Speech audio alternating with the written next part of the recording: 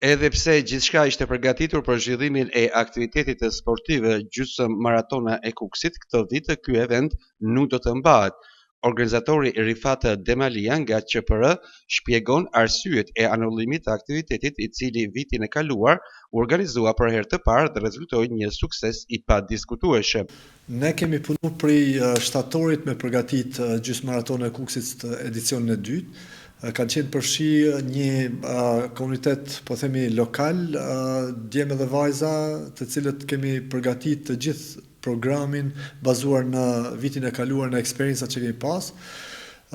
Kemi përgatit infrastrukturën të cilën kemi përdor vitin e kaluar, me website dhe kemi fillu regjistrimet, ka pas regjistrime, për fatin e keq, jemi detyru që të njoftojmë pezullimin e këtij aktiviteti një muaj para zhvillimit, sepse data ka qenë planifikuar për datë 26 prill. Kemi qenë shumë entuziast që ne ta kthejmë në një model, në një traditë për Kukësin këtë aktivitet promocioni, promovimi i qytetit. Mungesa e fondeve, mbështetjes financiare, ka qenë ajo që na ka pamundësuar vazhdimsinë e gjysmë maratonës.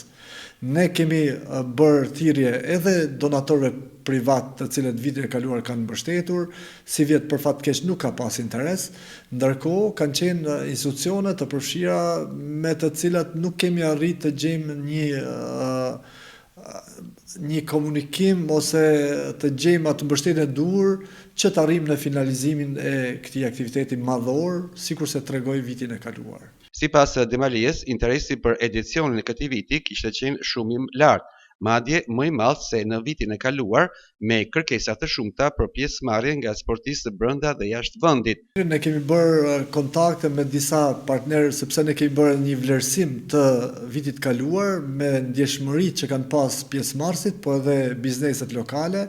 Më shumë se 70% e atyre që kanë vizituar Kukësin vjet, jo vetëm garus, por edhe me familje, kanë fjetur një natë në Kukës dhe ka pas një entuziazëm, duke qenë se ishte edhe hera e parë, por ishte një frym shumë pozitive për pjesëmarrësit, për vullnetar që janë përfshirë diku të 90 vullnetar plus, më shumë se kaq në organizimin e aktivitetit, dhe ka pas një dëshirë të madhe si vjet me grupe që të përfshihen në gjysmë maratonën e Kukësit.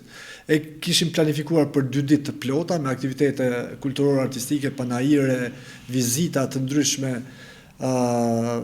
aktivitete edhe sportive përveç maratonës, por ndodhi kjo që ne nuk mund të vazhdonim sepse vazhduan regjistrimet, interesi për regjistrime ishte i lartë.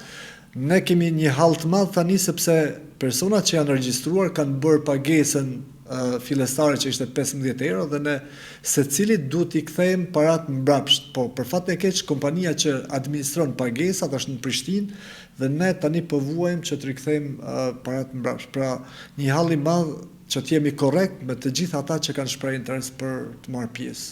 Në edicionin e parë të zhvilluar një vit më parë, Kukës Health Marathon 2025 e kthei Kukësin në një qendër sportive dhe turistike, duke mbledhur atletë nga Shqipëria, Kosova, Europa dhe deri nga Afrika e Jugut.